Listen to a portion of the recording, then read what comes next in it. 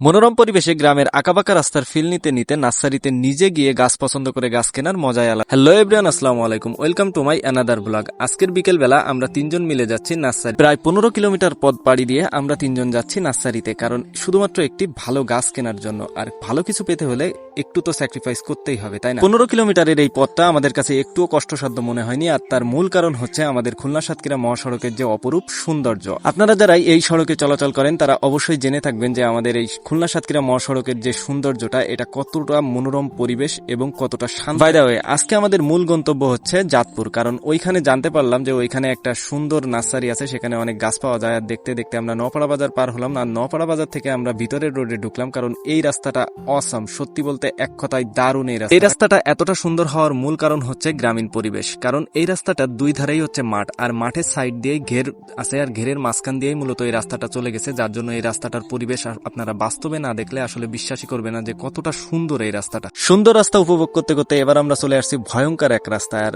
নিউটনের সেই সূত্রের কথা মনে পড়ে যায় যে প্রত্যেকটা ক্রিয়ারই বিপরীত প্রতিক্রিয়া থাকে, যেখানে ভালো আছে সেখানে খারাপ থাকবে না। এটা কিভাবে হয়? এটা আদিম যুগ থেকে চলে আসে। ভালো মন্দ রাস্তা উপভোগ করতে করতে আমরা চলে আসছি এবার জাতপুর বাজারে, আর এটাই হচ্ছে মূলত জাতপুর বাজারের মেন সড়ক থেকে একটু নিচে নামতেই দেখলাম যে মাঠে আমাদের ভবিষ্যৎ ফুটবলাররা ফুটবল খেলতেছে। এটা দেখে সত্যি অনেক ভালো লাগলো, কারণ স্মার্টফোনের এই যুগে তারা মাঠে এসে মাঠে খেলা করতে। অনেকটা পথ পাড়ি দেওয়ার পর আমরা অবশেষে নার্সারিতে এসে পৌঁছালাম, আর এখানে দেখতে পাচ্ছেন যে আমার দুই ধার দিয়ে প্রচুর পরিমাণে গাছ আছে, চারা গাছ, আর এখানে নানান ধরনের গাছ পাওয়া যায়। আমরা যখন পৌঁছেছিলাম তখন অনেকটা লেট হয়ে গেছিল, যার জন্য এইখানকার লোকজন সবাই বাসায় চলে গেছে। আর এখন আমাদের ফোন দিয়ে তাদেরকে ডাকতে হবে। ফোন দেওয়ার পর তারা বললো যে তাদের একটু লেট হবে, কারণ তারা মাত্রই এখান থেকে গেছে, আর তার জন্য আমরা নিজেরাই এখন নার্সারির ভিতরে যাচ্ছি। আর এইখানে যে এত রকমের গাছ আছে, এত প্রজাতির গাছ আছে বা এত প্রকারের গাছ আছে, এটা আপনারা না দেখলে বুঝতে পারবেন না। একটা গাছ যে কত প্রকারের হয় বা কত জাতের হয়, এই জিনিসটা এখানে আসলেই বুঝতে পারবেন। নানান ধরনের গাছ, সত্যি আমার সবগুলাই তো নিয়ে যেতে ইচ্ছা করতেছিল, যদিও সামর্থ্যের বাইরে। এত সব গাছের মধ্যে আমার যেটা সব থেকে বেশি ভালো লাগছিল সেটা হচ্ছে এই লাল পেয়ারা গাছ, কারণ এরকম লাল পেয়ারা গাছ আমি আগে কখনো দেখিনি। আমি লাল পেয়ারা দেখছি, কিন্তু লাল পাতাওয়ালা লাল পেয়ারা গাছ